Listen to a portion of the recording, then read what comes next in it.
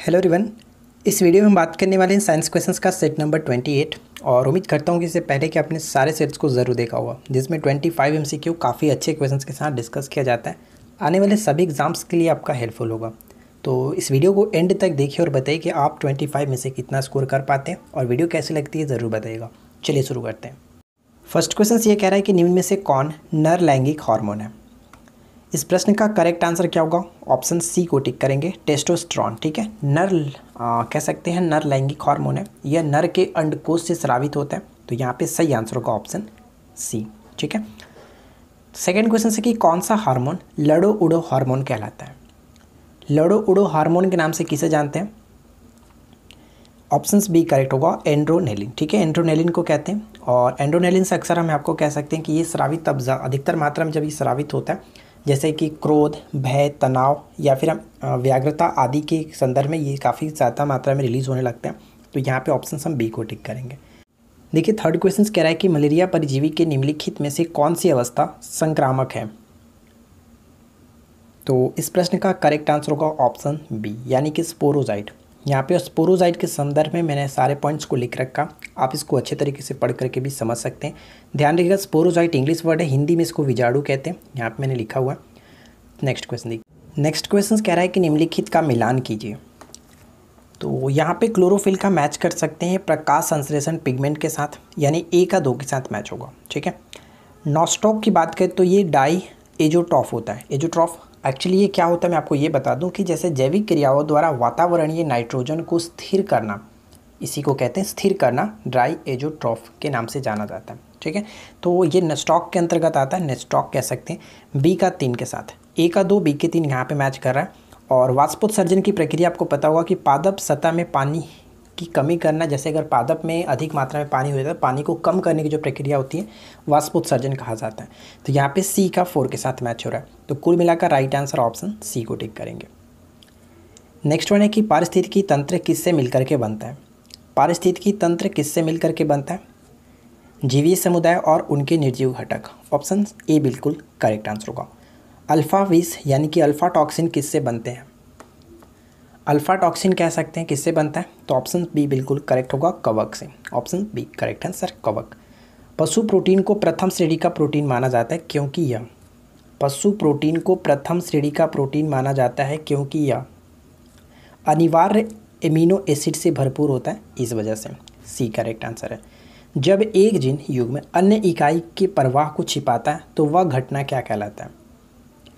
Science के जितने भी क्वेश्चंस आपको यहाँ पे कराया जा रहा है, इनको अच्छे तरीके से याद रखिए। जो आपको नहीं याद है उसको नोट डाउन कर लीजिए, हो सके तो नोट्स बना लीजिए।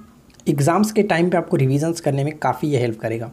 तो यहाँ पे सही आंसर होगा ऑप्शन सी, प्रभाविता।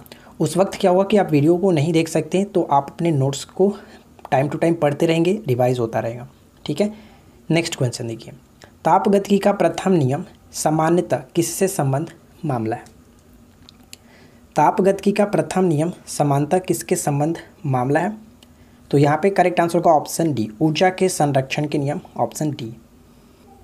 अगला प्रश्न देखिए। एक ऊष्माक्षेपी प्रतिक्रिया क्या होती है? ऊष्माक्षेपी प्रतिक्रिया में क्या होता है कि प्रतिक्रिया जिसमें ऊष्मा विमोचित होती है, यानी ऊष्मा जो रिलीज होती है उसको कहते हैं ऊष्माक्षेपी, जबकि ऊष्मा शोषी में क्या होता है? अवशोषण होता है ऊष्मा का।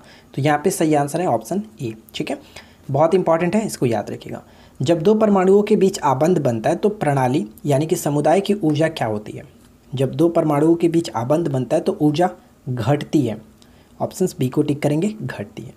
परमाणु तत्व संख्या 29 किससे संबंधित है? 29 का संबंध किससे होता है? ये क्वेश्चन बहुत बार पूछा गया है, तो ध्यान रखिएगा, डी ब्लॉक से संबंध है। ठीक है, डी ब्लॉक। वे तत्व जिसमें अंतिम इलेक्ट्रॉन डी कक्षक में भरा जाता है उन्हें हम लोग डी ब्लॉक कहते हैं। ठीक है, और इस ब्लॉक के तत्वों को संक्रमण धातु भी कहा जाता है, संक्रमण तत्व के नाम से भी जाना जाता है। अक्सर ये क्वेश्चन पूछा जाता है कि किस ब्लॉक के तत्वों को संक्रमण तत्व के नाम से जाना जाता है, तो डी ब्लॉक ध्यान रखिएगा। कैथोड किरणें बताइए होता है? कैथोड किरणों में होता है द्रव्यमान और आवेश दोनों होता है। सी बिल्कुल करेक्ट आंसर। ठीक है, क्योंकि कैथोड जो किरण होती है वो इलेक्ट्रॉन का ही धारा होता है, और इलेक्ट्रॉन में आपको पता है कि आवेश भी होता है और द्रव्यमान भी होता है। नेक्स्ट पॉइंट क्या है? निम्न में से कौन सा तत्व सर्वाधिक विद्युत ऋणात्मक है? One of the most important questions, बहुत बार रिपीट हुआ, चाहे कोई भी एग्जाम्स हो, ये अक्सर क्वेश्चंस पूछा ही जाता है। सर्वाधिक विद्युत ऋणात्मक तत्व फ्लोरीन होता है, ऑप्शन ए। नेक्स्ट वन देखिए, निम्नलिखित में से कौन सा एक न्यूक्लियॉन नहीं है? तो न्यूक्लियॉन पॉजिट्रॉन जो होता है वो न्यूक्लियॉन नहीं होता, प्रोटॉन न्यूट्रॉन नाभिक में होते हैं और इलेक्ट्रॉन बाहर की तरफ चक्रण लगाता है, तो ये तीनों न्यूक्लियॉन है, जबकि पॉजिट्रॉन नहीं है। जल में स्थायी कठोरता किसकी उपस्थिति के कारण होता है? जल में स्थायी कठोरता किसकी उपस्थिति के कारण होता है? तो मैग्नीशियम और कैल्शियम के सल्फेट, यानी कि सही आंसर हम ऑप्शन बी को टिक कर सकते हैं। क्लियर? चलिए नेक्स्ट क्वेश्चन क्या है, निम्न में से किसकी उपस्थिति के कारण पीतल का रंग हवा में फीका हो जाता है? किसकी उपस्थिति के कारण पीतल का रंग हवा में फीका हो जाता है? हाइड्रोजन सल्फाइड, ऑप्शन बी बिल्कुल सही आंसर है, हाइड्रोजन सल्फाइड। नेक्स्ट पॉइंट क्या है, जब बर्फ़ के दो घनों को एक साथ एक दूसरे के ऊपर दबाया जाता है तो उनमें यानी कि उनके मिलकर एक हो जाने का कारण क्या होता है? तो उनके मिलकर एक हो जाने का कारण होता है, हम कह सकते हैं यहाँ पे सहसंयोजक आकर्षण, ऑप्शन डी बिल्कुल सही आंसर है। नेक्स्ट पॉइंट, बॉल को लपकते यानी कि कैच करते समय एक खिलाड़ी जो क्रिकेट खिलाड़ी है निम्नलिखित में से किसको कम करने के लिए अपना हाथ नीचे की ओर खींचता है या फिर गेंद को पकड़कर पीछे की ओर खींचता है? आपने भी कई बार ये किया होगा। तो हम यहाँ पे कह सकते हैं कि आवेग को कम करने के लिए ऐसा किया जाता है। आवेग बराबर क्या होता है? आवेग बराबर हम पढ़ें जिसको इम्पल्स कहा जाता है। आवेग बराबर हम कह सकते हैं बल गुने समय, ठीक है, बल गुने समय। और अगर हम इस जो कि फॉर्मूले को ध्यान दें, इम्पल्स बराबर आई बराबर जिसको हम लोग डिनोट करते हैं कह सकते हैं एन गुने जो कि एस कह सकते हैं या फिर एन गुने टी कर सकते हैं, चलो टाइम करते हैं टी, ठीक है। यानी कि अगर बल को कम करना पड़ेगा तो समय को ज़्यादा बढ़ाना पड़ेगा, यानी कि जो कैच करते समय वो गेंद को पीछे की तरफ खींचता है अपने हाथ को, तो वो क्या करता है कि थोड़ा सा और टाइम देता है, टाइम बढ़ाता है ताकि बल उस पर कम लगे, इसलिए, ठीक है। तो यहाँ पे सही आंसर होगा ऑप्शन सी आवेग। नेक्स्ट क्वेश्चन क्या है, सेल्यूलोसिक भित्ति किसके सेलों में पाई जाती है? सेल्यूलोसिक भित्ति किसके सेलों में पाई जाती है? पौधे के, ऑप्शन डी करेक्ट आंसर है, पौधे के। सबसे बड़ा एक कोशिकीय जीव कौन सा है? सबसे बड़ा एक कोशिकीय जीव के रूप में हम लोग अमीबा को जानते हैं। अमीबा सबसे बड़ा एक कोशिकीय जीव के अंतर्गत आता है, ठीक है। अगला पॉइंट, पैरामीशियम में उत्सर्जन द्वारक को इस नाम से भी जाना जाता है। पैरामीशियम में उत्सर्जन द्वारक को इस नाम से जाना जाता है, तो सही आंसर साइटोपाइज, ठीक है, साइटोपाइज ऑप्शन हम सी को टिक कर सकते हैं। और इसके संबंध में मैंने अच्छे तरीके से लिख दिया है, पैरामीशियम एक प्रकार का एक कोशिकीय प्रोटोजोआ संघ का प्राणी है, ठीक है। और ये साइटोपाइज नामक जो कि अंग से अपशिष्ट पदार्थों को त्याग करता है, ये ध्यान रखिएगा। आगे बढ़ते हैं। नेक्स्ट पॉइंट है कि पैनक्रियाज की कोशिकाएं जो इंसुलिन उत्पन्न करती हैं क्या कहलाती हैं? तो यहाँ पे कह सकते हैं कि पैनक्रियाज यानी कि अग्नाशय की जो कोशिकाएं होती है जो इंसुलिन उत्पन्न करता है वो है आइलेट्स ऑफ लैंगरहैस, ठीक है। लैंगरहैस की द्वीपिका से इंसुलिन का स्रावन होता है बीटा कोशिका से।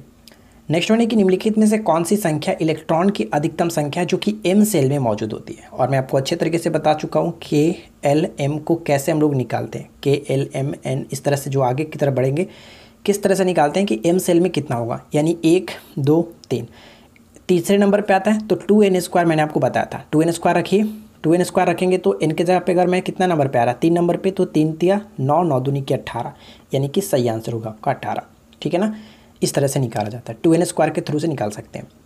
नेक्स्ट पॉइंट क्या कह रहा है, और आज के इस वीडियो का आखिरी प्रश्न भी है तो ध्यान से समझिएगा। मनुष्य के शरीर में हृदय को एक बार धड़कने के लिए कितना समय लगता है? तो इस क्वेश्चन का राइट आंसर बताने से पहले मैं आपको बता दूँ, अगर आप हमारे जो कि पेड क्लासेस से नहीं जुड़े हुए हैं, अगर आप जुड़ना चाहते हैं तो इस वीडियो के नीचे डिस्क्रिप्शन में मैंने लिंक दिया है, आप हमारे जाकर के एप्लीकेशंस पे जाइए, वहाँ पे आपको बिहार एसआई का कोर्स, मैथ्स का कोर्स अच्छे तरीके से कराया जा रहा है। आपको वहाँ पे बहुत सारी मटेरियल्स मिल जाएगी जो एग्जाम्स के पॉइंट ऑफ व्यू से बिल्कुल कराया जा रहा है, तो आप जुड़ना चाहें तो जुड़ सकते हैं, ठीक है।